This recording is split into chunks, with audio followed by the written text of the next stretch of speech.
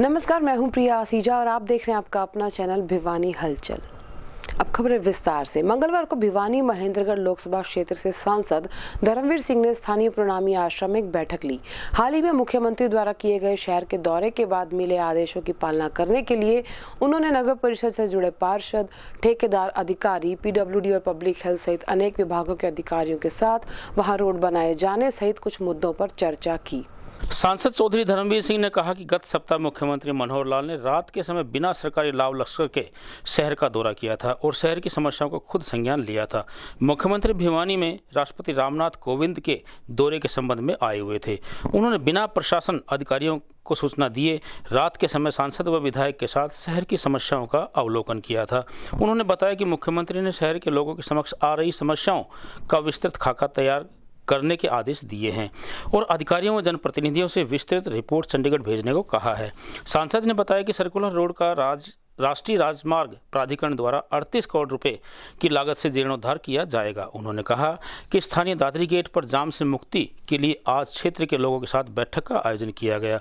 उन्होंने क्षेत्र के लोगों से दादरी गेट पर अंडरपास बनाए जाने की संभावना पर चर्चा की और उनसे सुझाव मांगे। सांसद ने कहा कि शहर में अमृत योजना के तहत दादरी गेट, बावड़ी गेट, रोहतक गेट क्षेत्र में भी बरसात के पानी की निकासी की व्यवस्था की योजना बनाई जाएगी। उन्होंने कहा कि इसके लिए अधिकारियों को निर्देश दे दिए गए हैं। उन्होंने बताया कि अमृत योजना के तहत शहर का यह हिस्सा भी आने के बाद जल भराव की स्थिति नहीं रहेगी। देखिए, आज से कुछ रोज पहले प्रदेश के मुख्यमंत्री माननीय मनोहर लाल जी आए थे और क्योंकि शहर की बहुत सी सड़कों का, सीवरेज का, वाटर सप्लाई का कुछ एक ऐसी समस्या थी जिसकी वजह से हर आदमी तंग होता था।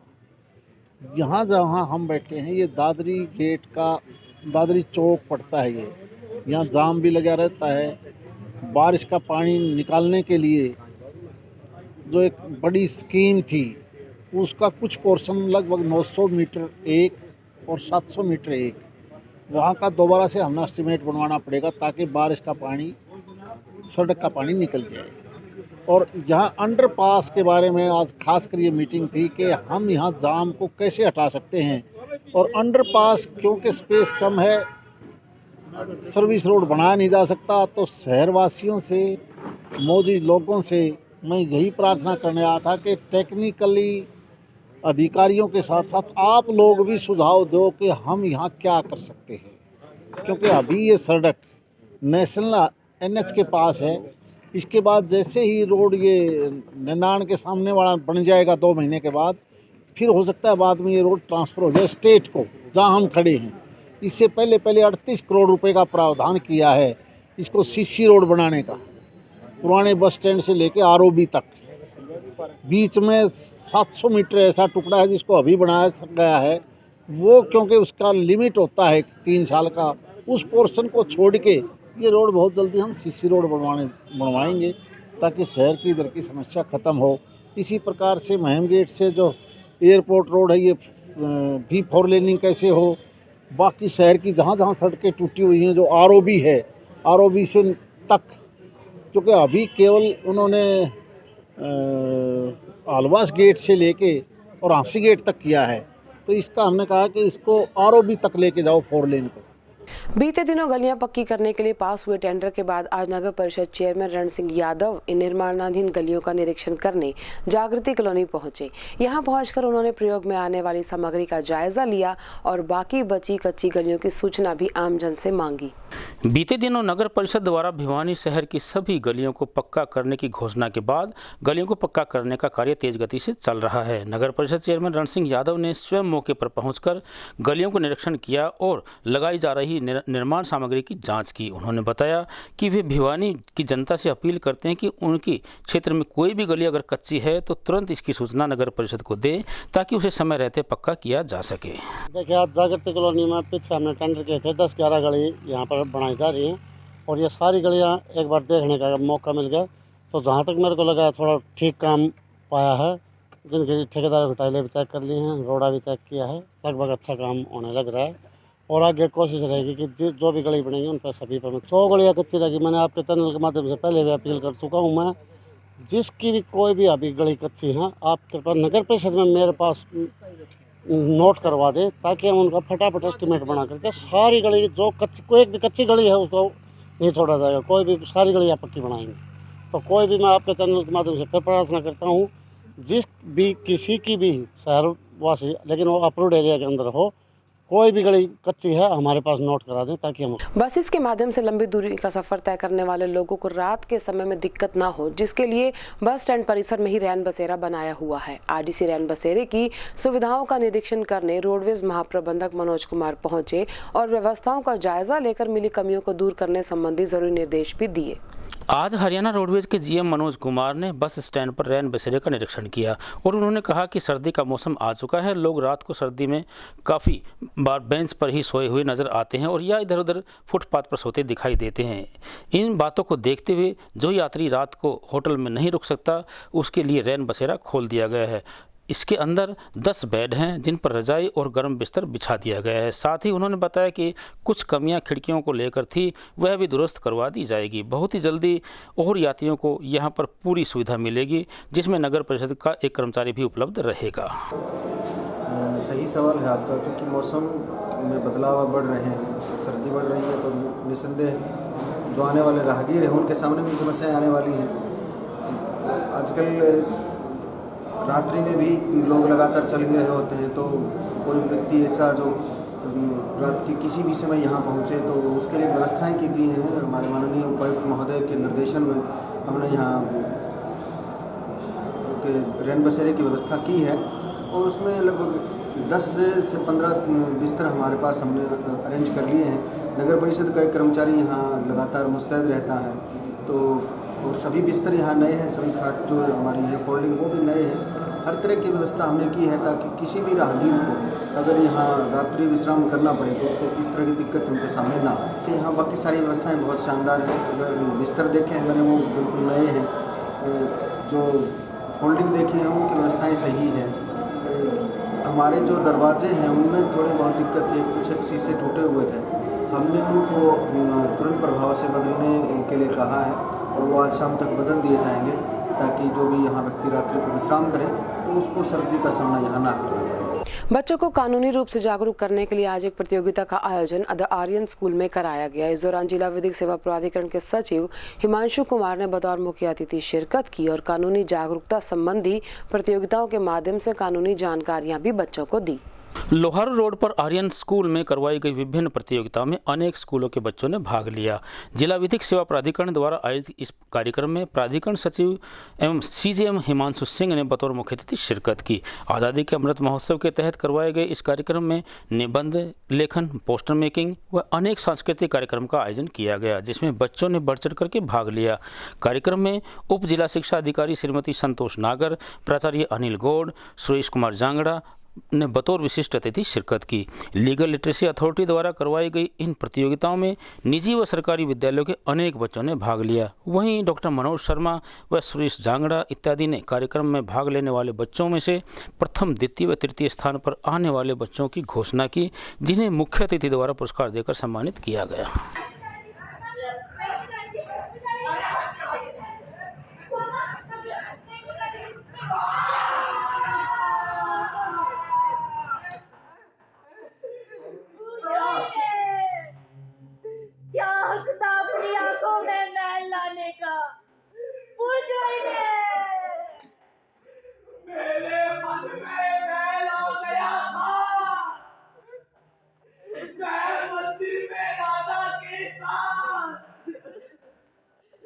भगवान ने मुझे मेरे किए की सजा दे दी। उस दाता ने मेरी आंखें छीन ली। ऐसा मेरी माँ ने कहा, ऐसा कर राजा के भाई के घर। हमें यही करना था, तो मुझे प्यार क्यों लाए? जुबान लड़ाएगी मुझसे, जुबान लड़ाएगी मुझ। संविधान का आर्टिकल 14 नारी को समानता का अधिकार दिलाता है। डोगरी प्रोहिबिशन एक्ट 1961 दहेज मांगने वालों पर शिकंजा कसता है। माँ, अगर ये हमारे पैसे नहीं ला सकती तो हमारे किस काम की? चला ही लेते हैं।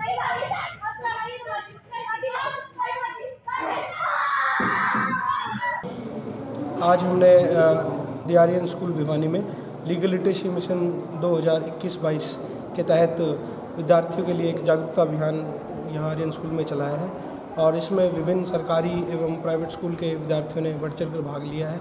विभिन्न कॉम्पिटिशन्स का आयोजन हमने कराया है, जिन कॉम्पिटिशन का उद्देश्य है कि बच्चों को कानूनी रूप से हम थोड़ा जागरूक करें और अगर बच्चे जागरूक होंगे तो हमारा भविष्य जागरूक होगा एवं उज्ज्वल होगा। तो सर किस प्रकार के टॉपिकों पर है यहाँ पर जो चर्चा की जाती है? यहाँ पे विभिन्न कानूनी विषयों पर निबंध प्रतियोगिता, लेखन प्रतियोगिता, पोस्टर मेकिंग, वन्य सांस्कृतिक कार्यक्रम के माध्यम से बच्चों को कानूनी रूप से जागरूक किया जा रहा है। जो लिटरेसी मिशन 2021-22 जो हमारी जो स्कीम है उसके तहत ही किया जा रहा है। आज़ादी का अमृत महोत्सव तो चल ही रहा है, लेकिन ये हमारा अलग से प्रोग्राम है। तो इसके बाद इन बच्चों को कहाँ पर लिए जो यहाँ से चयन होते हैं, आगे भी राज्य स्तरीय ऐसा कुछ? विभिन्न कॉम्पिटिशन्स में जो बच्चे रैंक हासिल करेंगे, 1 रैंक 2 रैंक, उनकी ये जिला स्तर पे थी, फिर उनकी राज्य स्तर पे मतलब एक कंपटीशन का आयोजन किया जाएगा, जिसको हालसा मतलब जो है विशेष रूप से उन बच्चों को पुरस्कृत करेगी जो अपनी रैंक राज्य स्तर पे लेके आएंगे। देखिए, ये हमारा डिस्ट्रिक्ट लेवल का लीगल लिटरेसी प्रोग्राम है और इसके अंदर जो है कानूनी जागरूकता का ये कार्यक्रम है, जिसमें बच्चों को अलग अलग कंपटीशन के द्वारा बच्चों को जो है कानून जागरूकता के बारे में बताया जा रहा है। इसमें हमारी 10 तरह की प्रतियोगिताएं हैं, जैसे ऐसे writing competition, slogan writing competition, नाटक के द्वारा और पोएम के द्वारा, क्विज के द्वारा बच्चों में जागरूकता फैलाने का ये कार्यक्रम है और जो ये हर वर्ष होता है। और इस बार कितने विद्यार्थियों ने इसमें पार्टिसिपेट? इसमें सभी पूरे डिस्ट्रिक्ट भिवानी के लगभग 300 के करीब बच्चे यहाँ पे पहुँचे हुए हैं और उन्होंने अलग अलग विधाओं में। कानूनी साक्षरता विभाग द्वारा ये विभिन्न प्रतियोगिता कराई गई है। 10 इवेंट थे इसमें और इसमें सभी ब्लॉक से जो 1st, 2nd, 3rd बच्चे आए थे उनका इवेंट्स था, जिसमें भाषण प्रतियोगिता है, नाटक प्रतियोगिता है, निबंध प्रतियोगिता है, स्लोगन है, पेंटिंग्स है, सभी इवेंट्स हैं इसमें। और जो इसमें 1st, 2nd रहेंगे बच्चे जो उन्होंने राज्य स्तरीय प्रतियोगिता में भाग लेने का मौका मिलेगा और इसमें लगभग 200 टीचर्स, बच्चे, हज़ारों बच्चों ने भाग लिया। तो क्या इसमें मुख्य उद्देश्य क्या है? इसका मुख्य उद्देश्य ये है कि बच्चों में कानूनी जागरूकता पैदा करना, जैसे बाल विवाह है या भ्रूण हत्या है, दहेज प्रथा है, सड़क सुरक्षा अभियान है, इसके प्रति बच्चों को बचपन में ही जानकारी मिल जाएगी तो अच्छे नागरिक बन सकते हैं, कानून की सहायता कर सकते हैं। इसी के तहत जो है बच्चों का कंपटीशन हुआ है, इसमें दहेज प्रथा, भ्रूण हत्या है या और कोई अन्य घूंघट प्रथा है, इसके ऊपर स्किट बच्चे तैयार करते हैं या ऐसे तैयार करते हैं, पेंटिंग तैयार करते हैं, बहुत सारी एक्टिविटीज़ करवाई जाती है। जैसे आज आर्यन स्कूल में करवाया गया है। ये जो स्किट होते हैं या कंपटीशंस होते हैं, इससे क्या होता है, पब्लिक को मैसेज देते हैं भाई पब्लिक में ऐसी बातें जो है नहीं फैलनी चाहिए, इसके ऊपर विरोध होता है इसका, ताकि जो है ना हमारा जो इंडिया है ये इनके दहेज के ऊपर है या भ्रूण हत्या के ऊपर है, कोई भी किसी तरह की कोई परेशानी किसी भी परिवार में न आए। लिटरेसी का कंपटीशन था जो कि रियल में बहुत अच्छी कंपटीशन है। बच्चों को और इवन जो भी यहाँ पे आता है, जो भी सुनता है, उन सबको लीगल इश्यूज़ के बारे में बहुत ज़्यादा नॉलेज मिलती है। जी सर, आज मेरा पीपीटी कंपटीशन था लीगल लिटरेसी प्रोग्राम की तरफ से और उसमें मैंने टॉपिक एनवायरनमेंट के बारे में, मतलब वातावरण के बारे में बोला कि हम लोग कैसे हमारे एनवायरनमेंट को प्रोटेक्ट कर सकते हैं, कैसे हम बचा सकते हैं हमारे एनवायरनमेंट को, तो हम क्या क्या कर सकते हैं और हमारी भारत सरकार ने क्या क्या लॉज बनाए हैं या क्या क्या पॉलिसीज़ बनाई हैं, उसके बारे में मैंने बोला। हमारा नाटक का नाम था दुहाई, जिसमें हमने ये बताया कि लड़कियों के ऊपर जो भी अत्याचार, रेप, उनको दहेज का शिकार जो होती है, उससे हमने ये दिखाया था कि आप सब ये ना करें। और जो लोग जला देते हैं उन मतलब हमने ये दिखाया है दूसरों की तरफ कि उनको कितनी तकलीफ़ होती है, लेकिन फिर भी जो हमारे समाज के लोग हैं उनको कोई फ़र्क नहीं पड़ता। उनको मतलब इतनी कड़ी से कड़ी सजा दी कि उसकी रूह कांप जानी चाहिए कि वो सामने वाला वो चीज़ को करे ना। तो अधिकारों के बारे में बताया?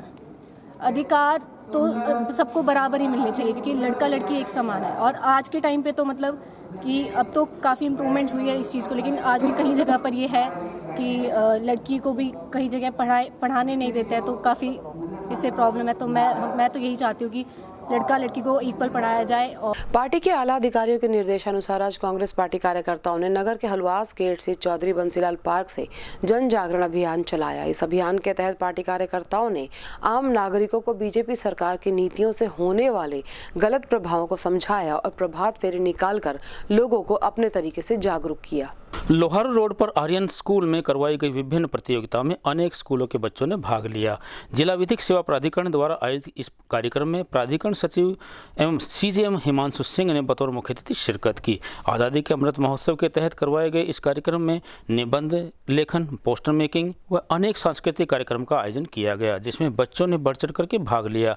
कार्यक्रम में उप जिला शिक्षा अधिकारी श्रीमती संतोष नागर, प्राचार्य अनिल गौड़, सुरेश कुमार जांगड़ा ने बतौर विशिष्ट अतिथि शिरकत की। लीगल लिटरेसी अथॉरिटी द्वारा करवाई गई इन प्रतियोगिताओं में निजी व सरकारी विद्यालयों के अनेक बच्चों ने भाग लिया। वहीं डॉक्टर मनोज शर्मा व सुरेश जांगड़ा इत्यादि ने कार्यक्रम में भाग लेने वाले बच्चों में से प्रथम, द्वितीय व तृतीय स्थान पर आने वाले बच्चों की घोषणा की, जिन्हें मुख्य अतिथि द्वारा पुरस्कार देकर सम्मानित किया गया। श्री राहुल गांधी जी, हमारी प्रदेश अध्यक्ष श्रीमती शैलजा जी और हमारे हरियाणा की विधायक पूर्व मंत्री श्रीमती किरण चौधरी जी और श्रुति चौधरी जी के निर्देशानुसार आज हम कांग्रेस पार्टी का जन अभियान जागरण यात्रा, पद यात्रा का शुभारंभ सुबह 7 बजे चौधरी बंसीलाल जी पार्क के सामने से शुरू कर रहे हैं और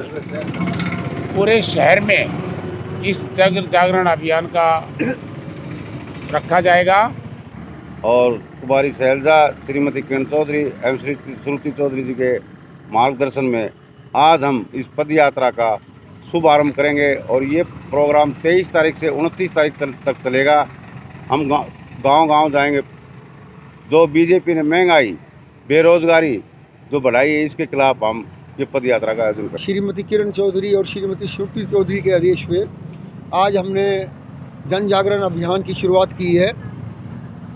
इन 7 सालों में जिन वादों को लेके बीजेपी आई थी उन पे पूरी नहीं उतरी। 7 सालों में इन्होंने कमर तोड़ के रख दी है आदमियों की। बहुत बुरा हाल है, महंगाई इतनी हो गई है कि लोगों का जीना मुश्किल हो गया है। हम डोर टू डोर जाएंगे, हर एक के घर जाएंगे, समूहों में बैठेंगे, लोगों को समझाएंगे। लोग जुमलेबाजी में फंसे रहे, कोई डर में फंसा रहा, कोई बोलता है तो उसको बोलने नहीं देते ये लोग।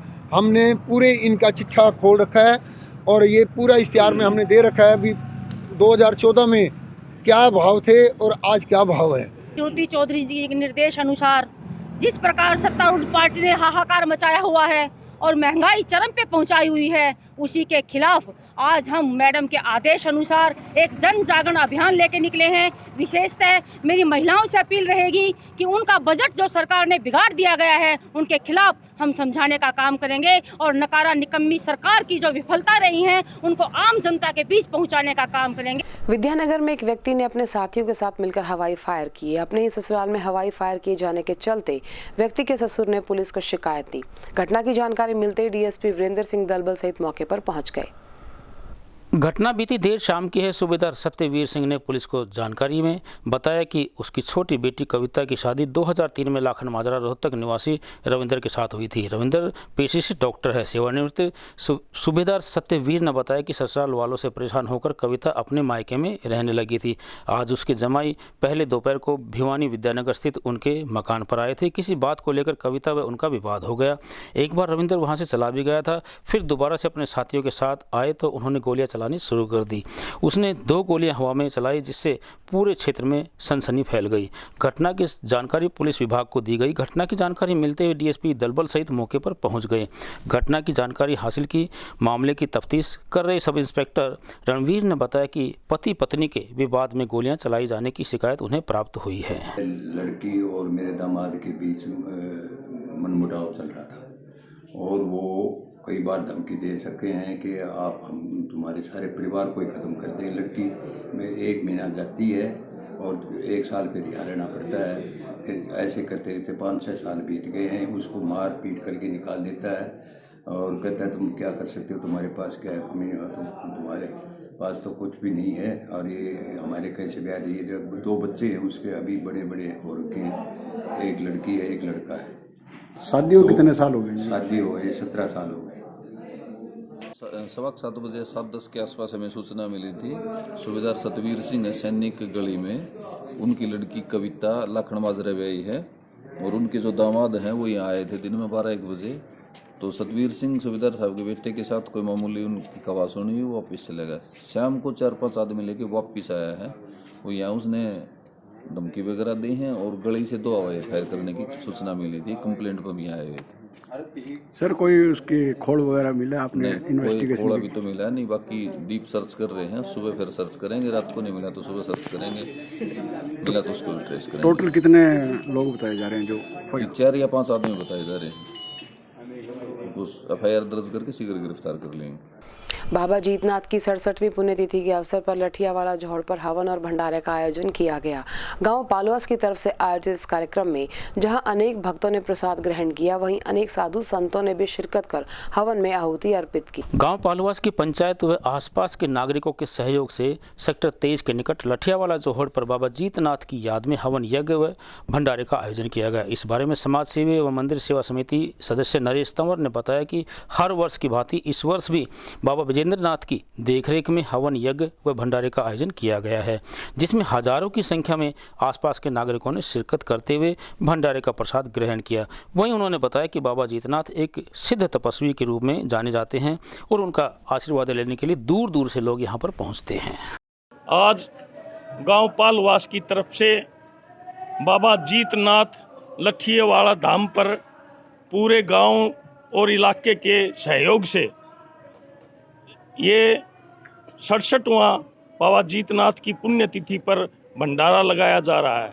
इसमें आज सुबह बहुत ही धार्मिक प्रवृत्ति के यहाँ पर अनेक महाराज इकट्ठे हुए और जो अपने बाबा विजेंद्रनाथ जो कि यहाँ के मुख्य संत हैं, उनकी देखरेख में इस हवन का आयोजन किया गया और भंडारे का आयोजन किया गया। इस भंडारे के आयोजन में मुख्य रूप से यहाँ इलाके से आए हुए साधु संत जो कि हजारों की संख्या में आए, उन्होंने प्रसाद ग्रहण किया और यहाँ पर हजारों की संख्या में श्रद्धालुओं ने प्रसाद ग्रहण किया। मुख्य रूप से यहाँ की एक मान्यता है कि किसी समय में ये लठियावाला जोहड़ के नाम से एक पवित्र स्थल था। इस स्थल पर लोग अपनी मन्नत मांगने के लिए यहाँ आते थे। ये मैं विशेष रूप से एक बात बताना चाहता हूँ, यहाँ बड़े बड़े संतों की तपोभूमि रही है। मुख्य रूप से यहाँ पर बाबा जीतनाथ जी की तपोभूमि ये रही है। उन्होंने यहीं पर अपना आज के दिन समाधि ली थी और इसमें खास रूप से एक मान्यता है कि जो व्यक्ति इस समाधि पर आकर के इस पवित्र धाम पर आकर के जो मनोकामना करता है वही यहाँ पूर्ण होती है। सोमवार को राजस्थान की प्रसिद्ध गंगा फोक डांस पार्टी नगर में पहुंची। एक निजी कार्यक्रम में इस पार्टी ने मनमोहक राजस्थानी नृत्य प्रस्तुतियां देकर उपस्थित लोगों की वाहवाही बटोरी। हांसी चौक स्थित बया रेस्ट हाउस में एक निजी कार्यक्रम के दौरान राजस्थान से पहुंची गंगा फोक डांस पार्टी द्वारा अनेक मनमोहक गीत व नृत्य पेश किए गए। वीरेंद्र चौहान व गंगा चौहान के नेतृत्व में पार्टी द्वारा कार्यक्रम में राजस्थानी सांस्कृतिक गीतों व नृत्यों की अनेक प्रस्तुतियां दी गई। इस अवसर पर नगर के प्रबुद्ध नागरिक, नेता, सांसद इत्यादि अनेक लोग उपस्थित रहे और राजस्थानी सांस्कृतिक नृत्य का आनंद लिया।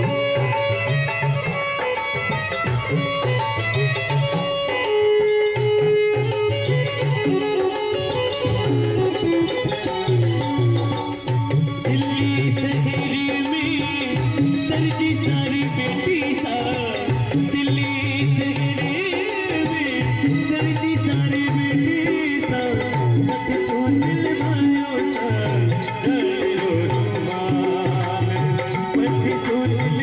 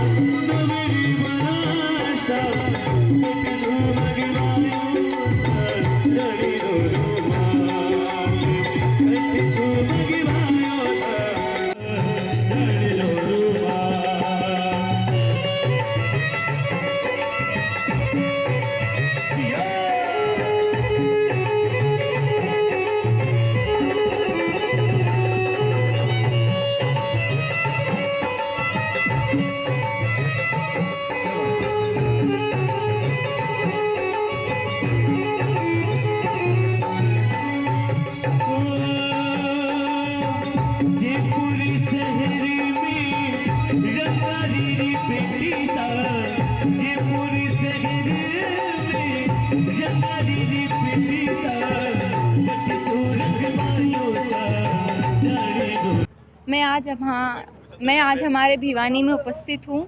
यहाँ आकर मुझे बहुत अच्छा लगा और यहाँ के सारे अतिथि हमारा शो पसंद कर रहे हैं। मैं चाहूँगी कि हमारा जो कल्चर है वो हमेशा ज़िंदा रहे, क्योंकि राजस्थान की संस्कृति हमारे कल्चर में झलकती है एंड हमें इस कल्चर के लिए अमेरिका, राजस्थान, हमारे इंडिया की बहुत बड़ी बड़ी सिटी में सम्मानित किया गया है पुरस्कार से। और मैं सभी से ये रिक्वेस्ट करना चाहूँगी कि वो हमारे कल्चर को अपने दिलों में हमेशा जिंदा रखें। और इसी के साथ दीजिए हमारी पूरी टीम को इजाजत। बने रहिए भिवानी हलचल।